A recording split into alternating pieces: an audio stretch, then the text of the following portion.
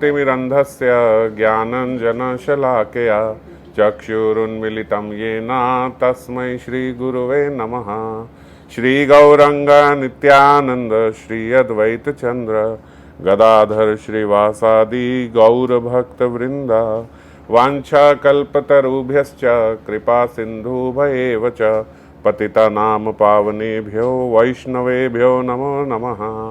हरे कृष्णा कृष्ण कृष्णा हरे हरे, हरे राम राम राम हरे हरे। तो श्री श्री प्रेम भक्ति चंद्रिका की आज 7वीं त्रिपदी पे हम लोग चर्चा करेंगे। अभी तक हम जो चर्चा कर रहे थे वो 2 त्रिपदी मंगलाचरण था और उसके बाद तो गुरु वंदना थी। वो भी हम मंगलाचरण ही समझते हैं, गुरु की वंदना जो वो कर रहे थे। और आज अब गुरु वंदना करने के बाद श्रीपाद जो हैं इस त्रिपदी में वैष्णव चरण रेणु की महिमा का कीर्तन कर रहे हैं। वैष्णव चरण रेणु भूषण करिया तनु, जहाँ हैते अनुभव है, मार्जिन है भजन साधु संगे अनुक्षण, अज्ञान अविद्या पराजय। गुरु की वंदना करने के पश्चात श्रीपाद को गुरु महिमा का ध्यान हुआ और गुरु महिमा से फिर आज क्रम से वैष्णव महिमा का चिंतन कर रहे हैं। वैष्णव चरण रेणु भूषण करिया तेनु, जहाँ हैते अनुभव है। जो वैष्णव पद रज की असाधारण महिमा, इसका जो प्रचार है प्रसार है वो सर्वशास्त्रों में पूर्ण रूपेण किया गया है। ऐसा कोई शास्त्र नहीं है जहाँ पे वैष्णवों के पद रेणु की वंदना ना की गई हो या उसका महत्व ना बताया गया हो। हम गुरु वंदना करते हैं उसी क्रम से जब हम श्री गुरु चरण पद्मा केवल भगति सदमा, ये हमने चर्चा करी थी। और श्री गुरु चरण की रज लेने के पश्चात हमें वैष्णवों की भी चरण रेणु अपने सर माथे पे लगानी चाहिए। ऐसा जो भक्त समझता है कि केवल मैं और भगवान, उसको भगवान आगे आएगा। इसी श्लोक में बाबा ने एक रेफरेंस में बताया भगवत गीता के माध्यम से, वो भगवान बोलते हैं वो मेरा भक्त नहीं है, जो केवल मुझे और अपने आप को ही देखता है, बीच में कुछ नहीं समझता। तो निकृष्ट या अभी शुरुआती कोटि का जो भक्त है वो को ऐसा माना जाता है कि वो केवल भगवान में ही, ऐसे बोलते हैं कि बस भगवान और मैं, बीच में मुझे कोई नहीं चाहिए। ऐसा कुछ लोग बोला भी करते हैं, बीच में कोई नहीं। और उनसे ऊपर जो वैष्णव हैं वो बोलते ठीक है भगवान और गुरु जिन्होंने मुझे भगवान से मिलाया, बस और कोई और किसी पे उनकी कोई श्रद्धा नहीं रहती। पर जो उच्च कोटि का वैष्णव है वो भगवान, गुरु और वैष्णव, इन तीनों की वंदना करता है। तो इसीलिए श्रीपाद ने भी सबसे पहले गुरु वंदना करी और फिर उसके बाद उन्होंने वैष्णव चरण रेणु की भी बात बिल्कुल साथ में एकदम गुरु वंदना के साथ लग के वैष्णव चरण रेणु की बात कही कि गुरु वंदना अधूरी है यदि हम वैष्णवों की चरण रेणु को अपने माथे से ना लगाएं। जैसे गुरु जो है भगवान और भगवान गुरु के साथ ही वैष्णव गण भी है, जो हमारे सब साथ के वैष्णव हैं। हमें ऐसा समझना चाहिए कि मैं सबसे निकृष्ट हूँ और ये सब मेरे से ऊपर है। जैसे हम उस दिन भी बात कर रहे थे, अनन्यता और दैन्यता, ये दो जो हैं ये हमारी भक्ति रूपी सरिता के किनारे हैं। इसके बीच में ही हमारी भक्ति चलनी चाहिए। और दैन्यता होगी कैसे? यदि हम वैष्णवों को अपने से कम समझें या अपने जैसा ही समझें। तो वैष्णव चरण रेणु भूषण करिया तेनु। जड़ भरत जो है श्रीमद् भागवतम में बताया गया, जड़ भरत पहले आप जानते हैं कि ये महाराजा भरत थे। उसके बाद हिरण से आसक्त होने के कारण इनका एक जन्म हिरण का हुआ। उसके बाद फिर जब इनका जन्म हुआ तो फिर इनका नाम भरत ही था। परंतु ये अब जो हैं इन्हें अपने पिछले दोनों जन्म याद थे, जब ये महाराज भरत थे और जब हिरण थे। तो इन्होंने सोचा कि अंत में केवल एक हिरण से आसक्ति होने के कारण मेरा एक जन्म जो है वो व्यर्थ हो गया, मुझे हिरण का लेना पड़ा। तो इस जन्म में मुझे किसी से कोई बात करनी नहीं, किसी से कोई मोह रखना ही नहीं। यह अंत में सब छोड़ा है। ऐसा बोला जाता है महाराज भरत मलवत अपना जो सारा राज्य है, स्त्री है, पुत्र हैं, सब त्याग के आ गए थे एकांत में भजन करने। और अंत में एक हिरण से आसक्त होने के कारण हिरण की योनि मिल गई। तो अब उन्होंने कहा इस जन्म में मैं किसी से कोई बात नहीं करूंगा, इसीलिए भरत का नाम लोगों ने रख दिया जड़ भरत। तो अब उन्हें जड़ भरत कहने लगे। जड़ भरत मतलब कि जड़ एकदम, बोलता ही नहीं, किसी से कुछ करता ही नहीं, बोलते मुझे पढ़ना ही नहीं। माँ बाप ने स्कूल में डाला तो भी वहाँ विद्यालय से वो आ गए कि ये मैं का से कबूतर, खा से खरगोश, ये सब क्यों पढ़ूँ मैं, मुझे केवल कृष्ण चिंतन करना है, मुझे ये सब पढ़ना ही नहीं, पशुओं के नाम ये सब, वो कुछ नहीं किया, केवल हर समय हरि नाम करते थे। वो जड़ भरत जब अपने जीवन की मध्य अवस्था में होंगे तब वो राजा रहुगण को उन्होंने ज्ञान दिया। वो ज्ञान जो है लगभग 5 अध्याय का ज्ञान है जो जड़ भरत ने रहुगण को दिया। इनका पूरा 5 अध्याय का ये स्टोरी है श्रीमद् भागवतम में, इनकी कथा जो है, और 1 या 2 अध्याय ज्ञान के हैं जो उन्होंने रहुगण को दिया। तो ये बहुत महत्वपूर्ण ज्ञान माना जाता है, क्योंकि ऐसा व्यक्ति जिसने अपने जीवन में कभी किसी से कुछ बोला ही नहीं, वो व्यक्ति जब ज्ञान दे रहा है तो वो बहुत महत्वपूर्ण माना जाता है कि क्या बात वो बोल रहा है। जब वो बोल रहा है, यदि वो महत्वपूर्ण नहीं होगी तो वो बोलेगा ही नहीं, और यदि वो बोल रहा है तो इसका मतलब बहुत महत्वपूर्ण बात है। कोई व्यक्ति 30-35 साल से मौन है, किसी से बात नहीं कर रहा, और 35 साल बाद यदि वो बोलने लगता है तो कोई महत्वपूर्ण बात होगी तभी बोल रहा है, नहीं तो क्यों बोलेगा। तो उन्होंने राजा रघुगण से यही बात बोली कि हे महाराज रघुगण। रघुगण ने उनको, वो कपिल मुनि के यहाँ भागवतम और इत्यादि ये सब कथा सुनने जाते थे। तो उनका अभी, क्योंकि महाराजा थे तो राजा में वैसे ही थोड़ा तमोगुण और रजोगुण ज़्यादा होता है, तो वो कथा को इतना समझ नहीं पाते। तो उन्होंने जो उनका अधूरा ज्ञान था वो ज्ञान इनके समक्ष रखा जड़ भरत के। जड़ भरत ने उन्हें बोला कि आप बातें तो ऐसे कर रहे हो जैसे आप बहुत समझदार हो, मगर आपकी बातें एकदम निपट मूर्ख जैसी है, शोभा नहीं देती ऐसी बातें। जो कपिल मुनि के यहाँ जाता हो वो इस प्रकार की बातें करे। अगर आप समझना चाहते हो तो ये समझो महाराज रघुगण, महत जनों की पद रज से अभिषिक्त हुए बिना, जो महत मतलब जो वैष्णव हैं, जो परम वैष्णव हैं, जो साधुगण हैं, उन साधु जनों की पद रज से अभिषिक्त हुए बिना, चाहे आप तपस्या करें, वैदिक धर्म करें, अन्न दान करें, या किसी के लिए गृह आदि का निर्माण करें, वेद अभ्यास करें, या फिर जल, अग्नि, सूर्य, इन सब की उपासना करें, अन्य किसी भी साधना द्वारा भगवत तत्व ज्ञान प्राप्त नहीं हो सकता। आप क्योंकि महाराजा बने बैठे हो, इसीलिए आप इतनी कथा सुनने के बाद भी आपको भी कुछ समझ में नहीं आया। क्यों नहीं आया? दैन्यता नहीं है। जब दैन्यता से कहीं किसी साधु महतजन वैष्णव की चरण रज से अभिषिक्त होगे, तब आपको ये ज्ञान स्वतः समझ में आ जाएगा, उससे पहले समझ में नहीं आ सकता। आप वीआईपी पास लेके वृंदावन में जाओगे दर्शन करने कि बांके बिहारी में सबसे पहले ऊपर मुझे आगे खड़ा कर दें, हार चढ़ा दें, मैं यहाँ चले जाऊँ, मुझे लाइन में नहीं लगना पड़ेगा, मेरे पास वीआईपी पास है। आजकल लोग जन्माष्टमी में जैसे लेते हैं वीआईपी पास से, हमें हेलीकॉप्टर से ऊपर लेके जाया जाएगा वैष्णो देवी में, हम जब जाएंगे कथा में हमारे लिए आगे सोफे रखे होंगे, बाकी सब नीचे ज़मीन पर बैठेंगे। ये लोग जो हैं, इन लोगों को कभी समझ में नहीं आ सकता। यही लोग हैं जिन्हें दर्शन का ना लाभ हो सकता है और ना इन्हें कथा समझ में आ सकती है। क्यों? क्योंकि जब आपको कुछ लेने जाना है तो आपको बड़े दैन्य भाव से जाना होगा। अगर वहाँ वीआईपी पास का और ये वो सब करके जाएंगे हम, तो हमें समझ में नहीं आ सकती।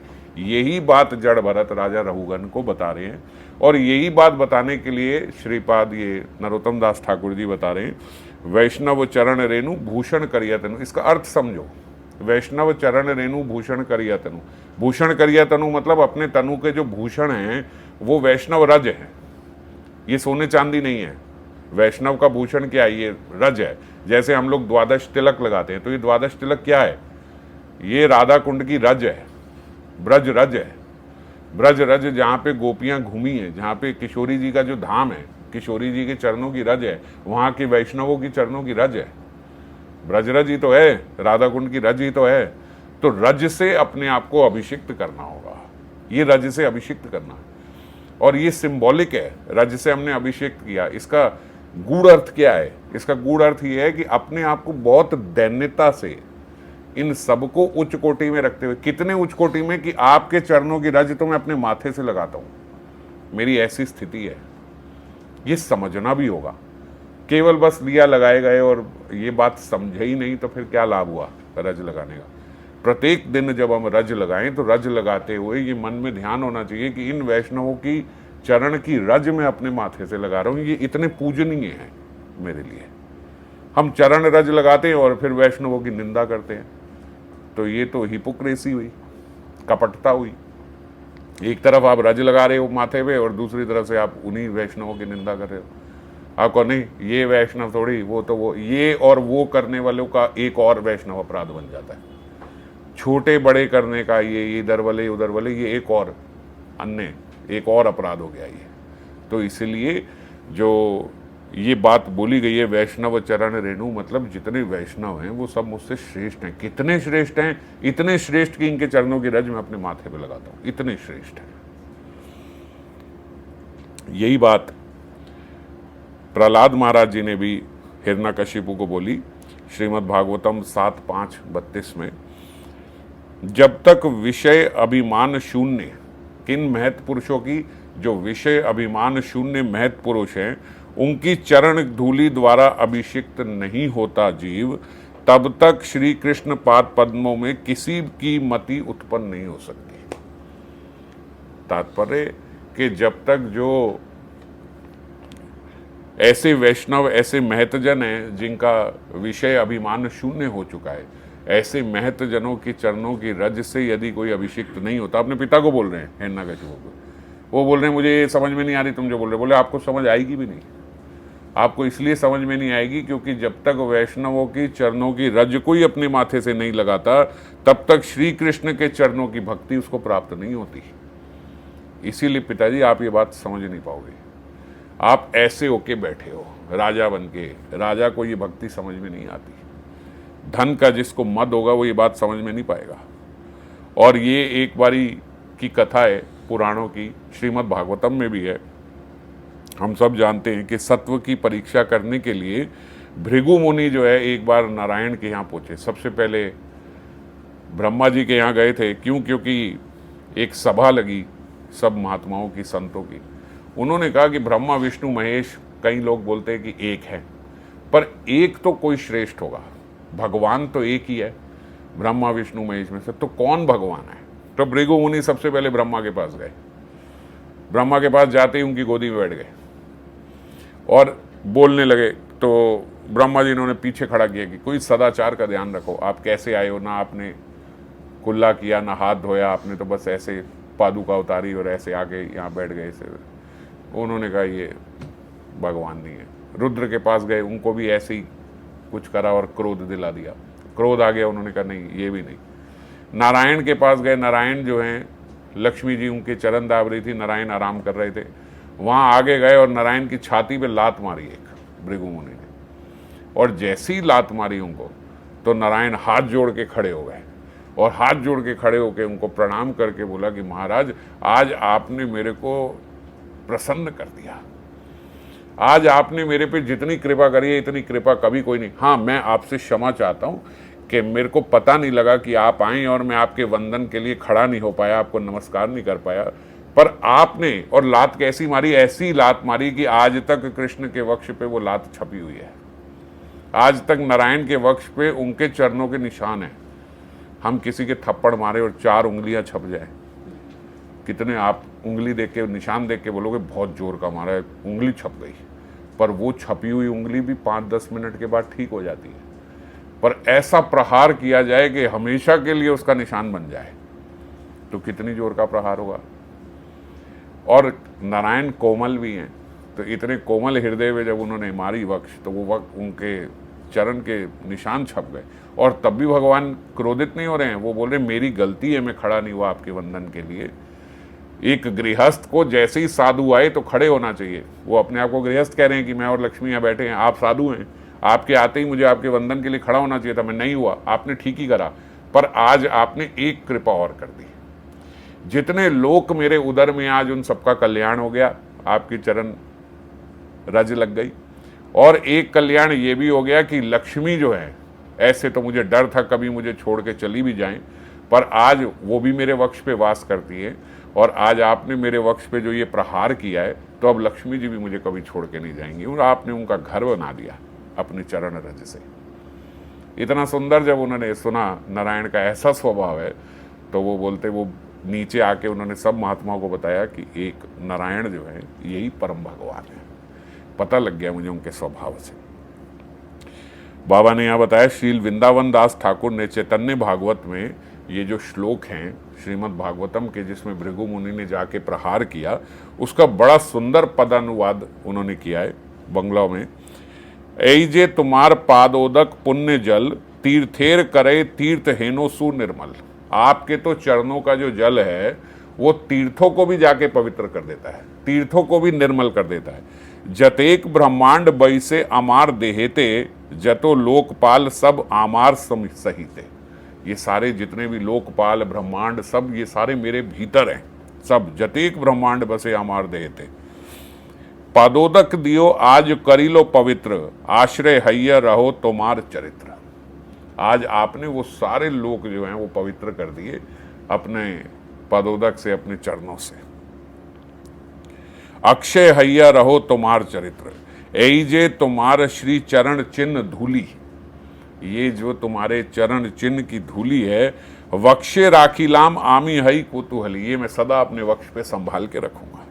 लक्ष्मी संगे निज वक्षे दिलो आमी स्थान। आपने लक्ष्मी जी को स्थान दे दिया मेरे निज वक्ष में। वेदे जेनो श्री वत्स लांछन बोले नाम। इसका नाम क्या होगा? श्री वत्स का, ये जो मेरे यहाँ है उसका नाम श्री वत्स आज से कहलाएगा, जो आपने मेरे को ये चरण चिन्ह के निशान दे दिए। ये ठाकुर जी इतनी कृपा मांग रहे हैं, इतनी कृपा मान रहे हैं, अपने संत के चरण खाके प्रहार किया उन पे। और वो हमें कोई साधु जरा सा ऐसे कहेंगे, ये साधु है, ये साधु है, ऐसे आके पैर मार रहा है ऐसे। हमें कोई पैर से जरा सा ऐसे भी कर दे तो हम कहेंगे ये साधु है। और वहाँ साक्षात हरि को प्रहार कर रहे हैं और वो कह रहे हैं कि ये साधु है। ये देखो कितनी कृपा, अपने चरणों का चिन्ह आके स्वतः ही मुझे दे दिया। और स्वयं भगवान श्री कृष्ण उद्धव जी से कहते हैं श्रीमद् भागवतम में, हे उद्धव, मैं भक्त की चरण धूलि से भक्ति प्राप्त करा ब्रह्मांड पवित्र करूंगा। भक्त की जो चरण धूलि है, इसकी भक्ति प्राप्त करा पूरे ब्रह्मांड को पवित्र करूंगा, इसलिए भक्त का अनुगमन किया करता हूं। उद्धव जी को बोल रहे हैं, उद्धव जी मैं तो भक्तों के पीछे पीछे चलता हूं। उद्धव जी बोलते आप पीछे पीछे क्यों चलते? बोले मैं इसलिए पीछे पीछे चलता हूं क्योंकि जब भक्त चलेगा तो उसके चरणों की रज जो है वो उड़ेगी, और उसके चरणों की रज उड़ के मेरे पे पड़ेगी, और मेरा ही नहीं, मेरे भीतर सारे ब्रह्मांड जो है उन सारे ब्रह्मांडों का कल्याण होगा चरणों की रज जब मेरे पे लगेगी। तो वो मेरी श्वास से जब रज मेरे भीतर जाएगी, जो रज उड़ाता हुआ वैष्णव जो मेरा परम भक्त आगे आगे चल रहा है, वो जब मेरी श्वास के अंदर रज जाएगी तो जितने अंदर के सारे मेरे ब्रह्मांड है, भगवान के उधर में ही सारे ब्रह्मांड है, वो बोलते सारे ब्रह्मांड पवित्र हो जाएंगे जब वैष्णवों की रज लगेगी। और श्रीधर स्वामी जी ने व्याख्या में बताया इसके कि इस विशेष कलयुग में महाप्रभु ने भी भक्ति रसास्वादन की लालसा से वैष्णवों की चरण, वैष्णवों की पदरज ग्रहण की है। चैतन्य चरितामृत में हम देखते हैं, सबार चरण धूलि लय विश्वम्बर। चैतन्य भागवत में भी है। ये कब हुआ? जब श्रीमन महाप्रभु गया से आए थे, तो हमने कथा में सुना है कि उस समय वो जब गंगा स्नान को सब जा रहे होते थे तो वो सबके वहां जाके उनकी चरण रज लिया करते थे और बोलते थे सबार चरण धूलि लय विश्वम्बर। सबकी चरण धूलि जो है वो लेना चाहते थे। जो प्रत्येक वैष्णव आ रहा है, कोई भेद नहीं, ये मुझसे छोटा है, ये बड़ा है, ये अच्छा है, ये बुरा है, ये नाम लेता है कि नहीं लेता है, सबकी रज लेना चाहते हैं। एक जगह भगवान ने, श्रीमन महाप्रभु ने बोला कि वैष्णव कौन है? तो प्रभु कहे, यार मुख सुनी एक बार कृष्ण नाम, सही पूज्य श्रेष्ठ सबकार। एक बार भी जिसके मुख से नाम निकल गया है उसको वैष्णव माना जा सकता है। श्रीमन महाप्रभु कह रहे वो भी वैष्णव हो सकता है जिसके मुख से एक बार श्री हरि नाम निकला है। ऐसे व्यक्ति पूजनीय हैं और सर्वोच्च इंसान है। तो इसी भाव से श्रीमन महाप्रभु सबकी चरण धूलि ले रहे हैं वहां पे। और कृष्णदास कविराज गोस्वामी पाद ने लिखा है, भक्त पद धूलि आर भक्त पद जल, भक्त भुक्त अवशेष तीन महाबल। ये तीन चीजें जो हैं ये महाबल प्रदान कर लेने वाली है। कौन सी 3 चीजें महाबल बल देती हैं? सबसे पहले भक्त पद धूलि, जो हम अभी बात करें, वैष्णव चरण रेणु, भक्त के पद की धूलि।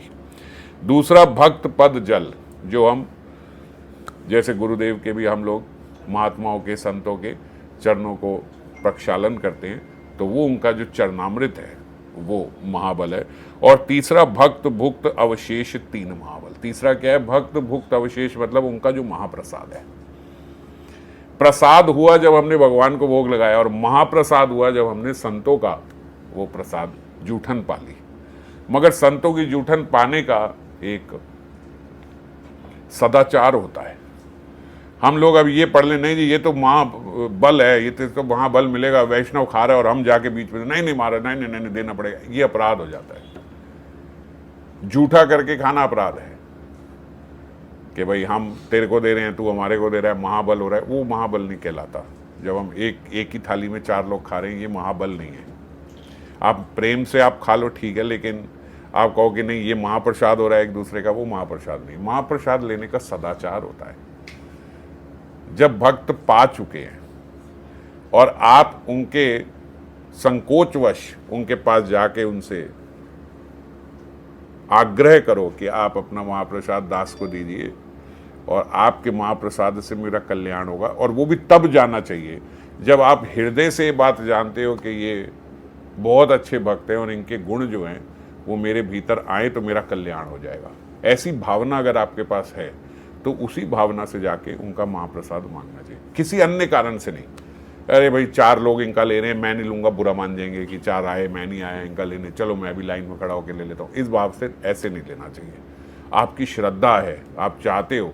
क्या होता है, ये महाबल क्या है कि हम जिनका महाप्रसाद लेंगे उनके भीतर जो भक्ति का बल है, वो भक्ति का बल हमें भी प्राप्त होगा।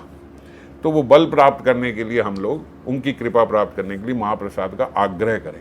नहीं तो कई कई जगह हमने सुना है कि संत महात्मा जब छोड़ के चले जाते हैं, पा लिया उनकी थाली में से थोड़ा सा हमने ले लिया महात्माओं की, कि वो महात्मा ऑफेंड भी ना हो, वो तो चले गए, जो उनकी थाली में से थोड़ा सा रह गया वो हमने ले लिया श्रद्धापूर्वक। तो ऐसे श्रद्धापूर्वक हमने लिया तो वो भी महाबल है। पर खींच के ले लेना, ऐसे ले लेना, वो उधर देख रहा है आपने कपटता से छीन लिया, ये कर लिया, इसमें ना आपकी श्रद्धा है और ना उनका संतोष बनेगा। तो दोनों ही प्रकार से अपराध होता है। और भक्त पद धूलि और भक्त पद जल भी उन्हीं वैष्णवों का जो वैष्णव संतोष रखे, उन्हीं से। ऐसे नहीं कि जबरदस्ती भैया एक आदमी चल रहा है उसका पैर पकड़ के वो आपने उल्टा कर दिया और चरण धूलि ऐसे ले ली, ये बात नहीं करनी चाहिए, ऐसे नहीं करना चाहिए। एक एक्चुअली ये शाब्दिक अर्थ पे भी ना जाके ना, वैष्णव चरण रेणु का अर्थ ये है कि हम इस भाव को ग्रहण करें कि इन वैष्णवों की रज को तो मैं अपने माथे से लगाना चाहता हूँ। ये वो वैष्णव हैं जिनकी रज तो साक्षात हरि भी लेना चाहते हैं। तो मेरी जब ऐसी श्रद्धा हो उस वैष्णव के प्रति, वो श्रद्धा के लिए ही बोला जाता है वैष्णव चरण रेणु। इस भाव से हमें वो श्रद्धा ग्रहण करनी है। श्रद्धा वो हुई नहीं, बस जबरदस्ती हम ऐसे बस ले जाए। जैसे कई संतों को, कई संत मना करते हैं कि हमारे चरणों को हाथ ना लगाएं, फिर भी हम जैसे लोग जाके उनके हाथ लगाते। तो एक बार की बात है, हम ब्रज में गए थे तो किसी ने, महाराज ऐसे अब कपड़ा करके बैठे थे अपने चरण में कि नहीं लगाए नहीं लगाए, कोई कर रहा था तो भी वो पैर पीछे कर रहे थे कि आप स्पर्श ना कीजिए। फिर भी एक जने ने पकड़ के उनके चरण ऐसे यूँ स्पर्श करके हाथ लगा लिए, तो उनको ऐसे थोड़ा खराब लगा। उन्होंने चादर ऊपर करके चरण आगे किए, उन्होंने कहा लो ले लो, अगर तुम्हें लगता है कि इससे कल्याण होगा, लो छू लो, कर लो कल्याण। अब ऐसे क्या कल्याण हो जाएगा? हमने वहाँ जाके संत को ही क्रोधित कर दिया उनकी बात ना मान के। तो ऐसे चरण रेणु लेने का ऐसे कोई वो नहीं है। श्रद्धा इतनी रखनी चाहिए कि इनके चरणों की रज भी मेरा कल्याण कर सकती है। जिसके चरणों की रज आपका कल्याण कर सकती है, उसके मुख से निकले हुए शब्द कितना कल्याण कर जाएंगे। तो उनके मुख के शब्दों को ग्रहण करें, है ना। तो वैष्णव चरण रेणु भूषिया करण तेनु, अर्थ जगत में नर नारी जैसे देह को अलंकृत करते हैं, इसी प्रकार से बाबा बोलते हैं कि जो वैष्णव हैं वो तो चरण रेणु से, जैसे हमने बताया कि 12 तिलक से हम लोग अपने आप को अलंकृत करते हैं। वैष्णव नाम पराभक्ति, वैष्णवों के प्रति परम भक्ति रखना, यही इसका सही अर्थ है जो अभी हम चर्चा कर रहे थे। वैष्णव नाम पराभक्ति, इनके प्रति, वैष्णवों के प्रति भक्ति भाव रखना, इसका अर्थ ये है। भक्ति मार्ग के साधकों के लिए वैष्णव विष्णु की तरह पूज्य है। वैष्णव की पूजा कैसे करनी चाहिए? विष्णु के समान। वैष्णवा विष्णुवत पूज्या, ये हमारे पुराणों की वाणी है। वैष्णवों को विष्णुवत पूज्य समझना चाहिए। भक्त साधक में विष्णु आदर गुण, भक्त साधक में वैष्णव आदर गुण ना हो तो भगवान उसके साधन भजन से कभी प्रसन्न नहीं होते। ये बात बड़े अच्छे से समझो। अगर कोई भक्त साधक है और उसमें वैष्णव के आदर रूपी गुण नहीं है, वैष्णवों का आदर यदि वो नहीं करता, तो भगवान उसके कोई भी भजन साधन वो कर ले, उससे कभी प्रसन्न नहीं होंगे। ये बात अच्छे से सब समझ लें। जो कथा तो सुनते हैं, एक एक डायलॉग रट लेते हैं, मगर तब भी कभी पीछे बात करो तो ये ऐसे करता है, वो वैसे करता है, ये करता है, इस प्रकार का जो भाव रखते हैं, भगवान उनके भजन साधन से कभी प्रसन्न नहीं हो सकते। ये में भक्त जना पार्थ नामे भक्ताश्च ते जना, मद भक्ता नाम ये भक्ता अस्ते में भक्त उत्तमा मता। भगवत गीता भगवान श्री कृष्ण अर्जुन से बता रहे हैं, ये में भक्त जना पार्था नामे भक्ताश्च ते जना, जो मेरे भक्त हैं वो वास्तविक में भक्त नहीं है। मद भक्ता नाम ये भक्ता, जो मेरे भक्तों के भक्त हैं, अस्ते में भक्त उत्तमा मता, मेरी मति में सबसे उत्तम भक्त वो है। कौन? जो मेरे भक्तों के भी भक्त है। जो मेरे भक्त है वो तो भगवान कह रहे वास्तविक में वो तो भक्ति नहीं है। क्योंकि जो ये कहता है बस मैं और भगवान, वो तो केवल अपनी कामना पूर्ति के लिए ही आया है, प्रेम नहीं है उसके हृदय में। इस बात से ही पता लगता है। जो गुरु को नहीं मानते, वैष्णव को नहीं मानते, उनके हृदय में प्रेम नहीं है, केवल उनके भीतर सांसारिक अभिलाषाएं हैं जिनको पूरी करने के लिए वो भगवान के पास आए हैं। इसीलिए भगवान कह रहे हैं वो तो मेरे भक्त ही नहीं है। मेरे भक्त कौन है? जो गुरु में श्रद्धा रखे, जो गुरु और भगवान में भेद न समझे, और जो वैष्णवों को भी पूजा करे, वैष्णवों को भी मेरे समान समझे, वो असल में मेरा भक्त है। इसलिए विष्णु की प्रसन्नता के लिए सभी प्रकार से वैष्णवों का संतोष विधान करना होगा। वैष्णवों के प्रसन्न रहने से ही विष्णु प्रसन्न होंगे, इसमें कोई संशय नहीं है, इसमें कोई संशय नहीं है। अगर आपसे वैष्णव रुष्ट हैं और अन्यथा या आप वैष्णवों से रुष्ट रहते हो, दोनों ही केस में भगवान आपसे प्रसन्न नहीं रह सकते। अगर आपको भगवान को प्रसन्न करना है तो वैष्णव आपसे संतुष्ट रहें, ऐसी क्रिया रहे हमारे देह से, हमारे मन से, हमारे वचन से, तीनों से ऐसी हमारी क्रिया हो कि वैष्णव हमसे प्रसन्न हो, और दूसरा हम सब वैष्णवों से प्रसन्न रहें।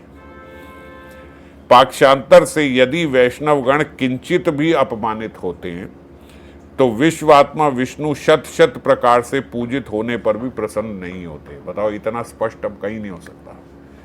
अगर थोड़ा भी वैष्णवगण किंचित भी अपमानित होते हैं आपके मनसा वाचा कर्मणा द्वारा, किसी भी, चाहे आपने मन से उनके बारे में गलत सोचा, द्वेष किया, तो भी खत्म हो गई आपका भजन। आपने शब्दों में ले आए या क्रिया में ले आए तो बिल्कुल ही सत्यानाश हो गया। अगर आपने ऐसा किया और आपको नहीं मैं इतना नाम ले रहा हूं, मैं ये करूं, मैं करूं, कोई लाभ नहीं है। अगर आपका स्वभाव नहीं सुधरा, ये बात नहीं सुधरी तो। उद्धव को भगवान एक जगह और बोल रहे हैं, मेरी पूजा की तुलना में मेरे भक्त की पूजा मुझे कहीं अधिक संतोष देती है। वही बात जो भी भगवत गीता में बोली है।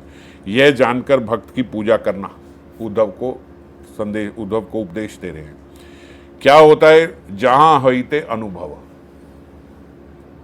वैष्णव चरण रेणु भूषण करिया तनु, जहां हईते अनुभव। इससे क्या होगा?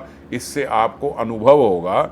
वैष्णव चरण रेणु से अपनी देह भूषित करने से, ऐसी वैष्णवों में श्रद्धा रखने से हमारा साध्य साधन में क्या हमारा संबंध है भगवान से, वो पुष्ट होगा। हमारा अभिधेय क्या है, वो पुष्ट होगा। और साथ ही साथ हमारा प्रयोजन विषय जो है वो भी हमारा पुष्ट होगा। इसी को साधक को यही सबसे श्रेष्ठ अनुभव प्राप्त हो जाता है। क्या श्रेष्ठ अनुभव प्राप्त होगा? उसको सब क्लियर हो जाएगा कि मुझे भगवत प्राप्ति करने के लिए भगवान से मेरा क्या संबंध है, क्या साधना मुझे करनी है भगवान के पास जाने के लिए, और जाके मुझे क्या करना है, कैसे भगवान को प्राप्त करना है। ये तीनों चीजें उसके मन में एकदम क्लियर हो जाती हैं।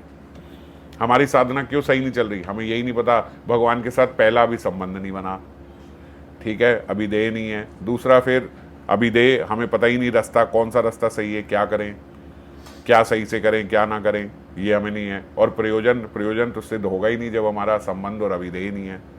प्रयोजन है डेस्टिनेशन, राधा रानी के चरणों की सेवा प्राप्त करना। धुंधली नहीं है, काली है एकदम, हमें दिखता ही नहीं कुछ कि क्या करना है। पर वैष्णवों के प्रति श्रद्धा रखने से, गुरु चरणों में श्रद्धा रखने से ये बड़ा क्लियर हो जाता है, बिल्कुल क्लियर। हमें पता है ये रास्ता है, ऐसे चलना है और ये प्राप्त होना है। फिर बोलते दूसरी त्रिपदी में, मार्जन है भजन साधु संगे अनुक्षण, अज्ञान अविद्या पराजय। मार्जन है भजन अर्थात वैष्णव रज को अपने ध्येय का भूषण बनाने से, या यूं समझो कि निरंतर साधु संग करने से, अगर हमें ऐसा सौभाग्य प्राप्त हो तो साधु संग में भजन करने से हमारा भजन निखरता है। भजन निखरने का क्या अर्थ है, हमारी जो भी भजन में त्रुटि हो रही होगी वो साधु संग में हमें पता लग जाएगी, ये गलती हम कर रहे हैं।